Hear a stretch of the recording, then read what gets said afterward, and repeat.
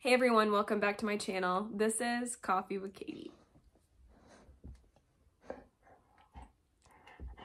Get your ears out of my frame. So today's video is going to be a book tag. It is going to be 5 books that define your taste. I'm sure this has been done before. I personally saw it in a little short that somebody was doing and I could not find the video again to credit them. So if you're seeing this, I'm sorry. I did see your idea and thought it was really cool and decided to kind of do a little bit of a twist on it and make it a tag. And like I said, I'm sure this has been done before. I'm sure this isn't a completely unique idea to me, but I just thought it'd be kind of a cute video to do and I will tag some people to do it with me. If you're interested in seeing that, just keep watching. And my mug for the day is the Valkyrie mug from Fable Grounds Coffee. So this is kind of hard because there's so many books that I love and series or different types of books that I love, but when you can only pick 5, I feel like you have to pick them for different reasons, and so none of them kind of look the same. Maybe for you they would, but for me I feel like all of them are going to be a little bit different because it encapsulates the different things that I like in books. So the first one is, of course, Vicious by V.E. Schwab, because it is my favorite book ever of all time. The reason I love it so much is because I feel like it's a dark academia with morally gray characters where everyone in the book seems to be morally gray or at least have several morally gray traits or attributes. And it's also kind of like a superhero book, like X-Men, where all of these people are having this like one supernatural ability and it could seem really tame until you see them use it, or it could be really dangerous or really cool until you see how corrupt it can be. And I really love anything with like superheroes, supervillains, and that's kind of the vibes you get from this book. You're following Eli and Victor, who were best friends in college, and you're kind of picking up on modern day, and they're enemies, and you are figuring out why, and they're kind of after each other. And I love the dynamic. I love the split timeline, and that you get the backstory of like where they started and how they got to where they are today, how they're trying to take each other down, the long game of that, why there's so much bad blood, and all of the superhuman abilities and the things that are going past it. Neither of them are the hero, so it's kind of like, which side are you gonna take and why? And I really love the dynamic of that, the thought-provoking questions that come with that. There's just so many good things with it because neither of them are good, and I loved it. I will shout from the rooftops when V.E. Schwab finally announces Victorious, which is going to be book 3, so she is going to do a book 3 in this series. I will freak out. Anyway, I feel like that has to be mentioned when I talk about my book taste because it has morally great characters, superheroes, or superhuman abilities. Even if it's not a straight high fantasy book, I really do enjoy those elements a lot. Victor Vale is a villainous character, but he's also a very deep character, and I really enjoy that. So it has a lot of elements that I look for in books. Obviously, it's my favorite, but I would say Vicious is one that definitely defines my taste in books and will forever be one of my favorites. Now for book 2, this was kind of hard for me because I love Stephanie Garber and I love the Caraval series and I love the Once Upon a Broken Heart series. But you can't pick a series, right, when you're talking about your 5 favorite books. So I had to pick a book out of those 6 books. So I went with Legendary by Stephanie Garber. And I did this because I really enjoyed Tella's perspective. Even though Scarlett's perspective was great in the first one, I really enjoyed Tella's perspective. I also enjoyed getting more of Legend, the character Legend, in Legendary. Imagine that. And also the fates come into play in this book. They're a little bit into play in the first book, but not really. Like they're hinted at, there's magic that's hinted at, but they're not really a thing until you get to the second book. So in Legendary, a lot of the pieces fall into place where there is a second Caraval for one. So there's a second game.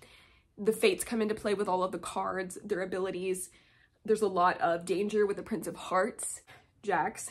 You get more of the intensity and the magic with Legend. You get more questions answered, I guess. There's also just a lot more happening. There's like danger around every turn. There's mysteries that are unraveling. There's just a lot going on, and the magic system really, really expands in this book. And I love the fates because they're so chaotic. They're like what I would attribute Greek gods to be, where they're just like out to ruin people's days and be chaotic, but they also have their own goals. And all of that kind of comes into play in Legendary. So you get the magic of Caraval, you get the whimsy of Caraval, but you also get these fates and some like political intrigue and like all of these schemes coming to play. So I really, really loved that, and that's why I would pick Legendary to represent that. I also loved Finale, but I would say Legendary for those elements all combined would be the Stephanie Garber book that I would present to you, because we all knew I was going to present a Stephanie Garber book. So I would say Legendary is also one of those books that does define my taste in reading. Another one I will throw on here that I'm sure some people are just sick of hearing about, sick of talking about, would be Fourth Wing by Rebecca Yarros. Surprise, surprise, I loved this book. I read this in like April of this year before it was a thing, before it was really out, and I fell in love with it because it was dragons and dragon riders in a war college of dragon riders, but also it had magical abilities. It has a lot of politics and scheming and is everything we know a lie type of a trope. It kind of has a little bit of Chosen One tropes. It has some shadow magic, some morally gray guys, the swoon-worthy shadow guy, some lovable characters. It has humor. It has a little bit of romance. I feel like Fourth Wing is a lot of what I look for in books. I'm not going to say it necessarily because you saw the other two that I just listed, but I love dragons. Anything that has dragons in it, I'm for, as long as it's done well. I love dragons. I love magic systems. I love high fantasy. So if you're going to throw in dragons and magic and funny characters you can root for, she's an underdog. Yes, it's almost like a Divergent type story, which I really enjoyed. So it's kind of dystopian, not really, but it's got those vibes of like Hunger Games Divergent, which I like. And I feel like it has all of those elements and some romance tied into one, and I loved it. Like, that's very much my type of a thing. I love underdogs. I love war colleges. I love dragons, magic, betrayal, like all of that stuff. Fantastic. So this is something that was up my alley. I was destined to love this book. So I would say for those reasons, Fourth Wing would absolutely be one of the 5 books that define my taste. I had to include a book with dragons, and what better one than the one I'm obsessed with currently and just like crying over Iron Flame being over. The next one that I would choose kind of lightly would be All of Us Villains by Amanda Foody and Christine Lynn Herman. I fell in love with the first book, All of Us Villains. The second book was not my favorite, but I absolutely loved All of Us Villains. It is very Hunger Games-esque, but with magic. We've talked about that. I love some dystopian society books. I love killing tournaments. I just think they're very dramatic and very intense and can be written so intriguingly. So it has a killing tournament. It's got magic in it. It has morally gray characters. It has characters that are painted as villains. There's like this story arc that is painted for everyone. Their like family history is written down, and they're like hero families or villain families or failures or whatever. And it's like their destiny is laid out for them, and they can decide if they're going to follow into that category or if they're going to break the mold. And there is a character that definitely embraces his villainous side because of tragedy. There's a character that embraces her heroic side because she wants to save people. There's a lot of interesting dynamics that are going on in this book, so you're also following several different perspectives. And it was so good. It was so good. I think it was very underrated. Book 2, not so much, but book 1, very underrated. I fell in love with Alistair Lowe and the depth of his character. I absolutely loved the high stakes, the wanting to break the society, want to end this cycle, wanting to survive, the drive to get revenge, the drive to save oneself, like all of that comes into play, and those are very hard questions to answer if you were in these characters' shoes. I love that. I love the villainous aspects, the morally gray aspects, the hard choices and hard questions that these characters have to encounter and they have to answer. All of that just makes such a good recipe for a good dramatic book, and I loved it, so I absolutely had to put that on this list as well. And we have one more, but I'm also going to do one honorable mention. But the other book, the 5th book, and the 5 books that make up my reading taste, I would put Aoga Ones Own by Evie Dunmore. This is very different than the ones that I mentioned before. All of the rest were at least some form of fantasy, whether it was high fantasy or urban fantasy or some sort of genre of fantasy. This is very much not that. This is a historical romance book, but it's also feminist, and it's focused on the women's suffrage movement. And I absolutely love this book. It's one of my favorite books of all time. Evie Dunmore, I feel like can do no wrong in my eyes now. This is book 2 in the League of Extraordinary Women series, but each of the 4 books follow a different one of the 4 friends that are all mentioned in the books.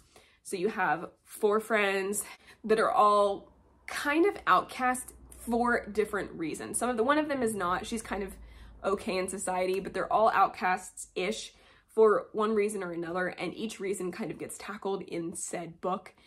But they're all a part of the women's suffrage movement and women's rights and feminism. And the way Evie Dunmore writes them are insane. They're funny, they're romantic, but they're also extremely deep, extremely thought-provoking. It brings women's issues to the surface and to light. I'm gonna like tear up thinking about it.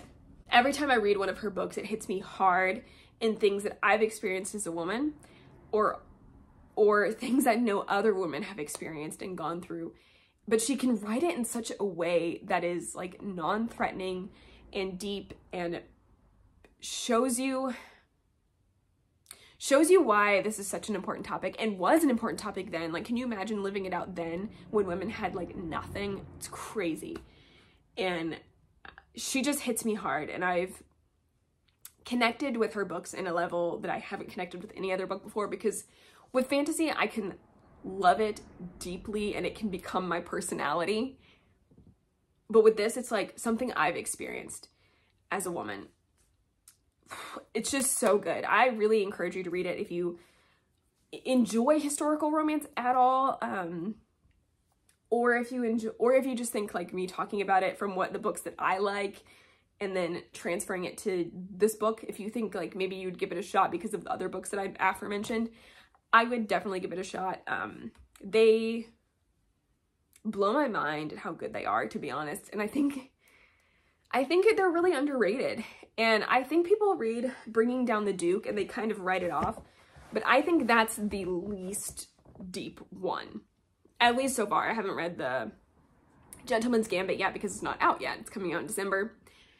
But I think that's the one with the least amount of depth. And even so, there's a line, I think in the first one, that says, it's time to decide which side of history you want to be on, because there's a vote about women's rights. And it's so good. I love it so much. It's still romance, which is fun. And it's funny. It's got that like English wit that we all really enjoy. And I love the setting. I love the time period. I love that we're talking about the women's suffrage movement. I love so much about these books. They're fantastic. I will recommend them till the day I die. They do have some spice, so if you're a no spice reader, keep that in mind. But they do have some. They're not too much for me. Like, I can handle it. There's books that I'm like, why is there this much? And I don't enjoy it that much. But these are okay. They're okay. But if you're looking for like a lot of spice or a lot of steam, this probably isn't for you.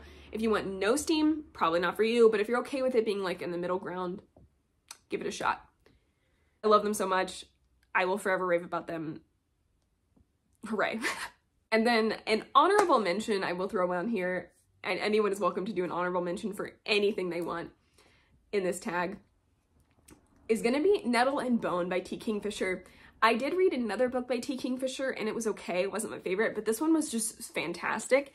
And the reason I want to put it on here is because it's a dark fairy tale retelling, kind of. I mean, it is, but kind of. It's a dark fairy tale story. So I love the fairy tale elements. I love that it's dark. It's humorous. It's really, really funny. And it's got the meandering journey of like fantasy novels. But the humor can also, it was very niche to me. And it could be very dark at times, and I thought it was hilarious. There was like jokes about having babies and stuff, and again, very much a me thing that was so funny, but that's why I'm gonna give it an honorable mention, is because I feel like that humor, the stuff that was discussed in that book, the way the book was written, the characters, like everything about that book, it's dark, hilarious, witty, humorous, toes the line with some dark humor. Everything about that book was funny to me. Like, it was such a good time. I thought it was hilarious. I loved all the aspects of it. So if you're reading that book and you're like, I wonder what Katie's humor and enjoyment in books is, Nettle and Bone. Nettle and Bone. So funny. Laughed a lot. So I would say that those definitely define my book taste, those 5 books, and then my honorable mention. There are obviously tons of books that I could sit here and talk to you about and rattle off to you, but I wanted to kind of taper it down and just give like a small 5 books that define my taste, and want to know what you think. Do you think that defines my taste from what you've seen me say on my channel? And I would love to hear what 5 books define your taste. I'm going to tag a couple of people. One of them is going to be Bex Reads. She's tagged me on some stuff, collabed with me, or asked me to collab with her on some videos that have been really fun and really cool ideas. So I would love to tag Bex Reads. I would love to know what your 5 books are that define your taste. I'll also tag Elliot Brooks, even though I feel like she will never see this or do this tag because I am so small and insignificant. But I would love to see if she could tailor it down to 5 books that define her taste. I'm sure Brandon Sanderson's one of them, but I would love to hear her response to that.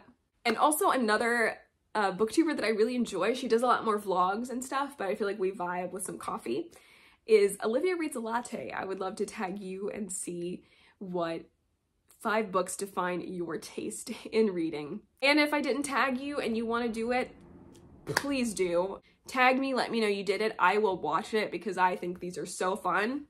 But yeah, those are my 5 books. I am desperate to hear your answers, so please let me know. But that is it for today's video. Please like this video if you liked it, subscribe if you want to, and I will see you next time. Stay safe and caffeinated. Bye.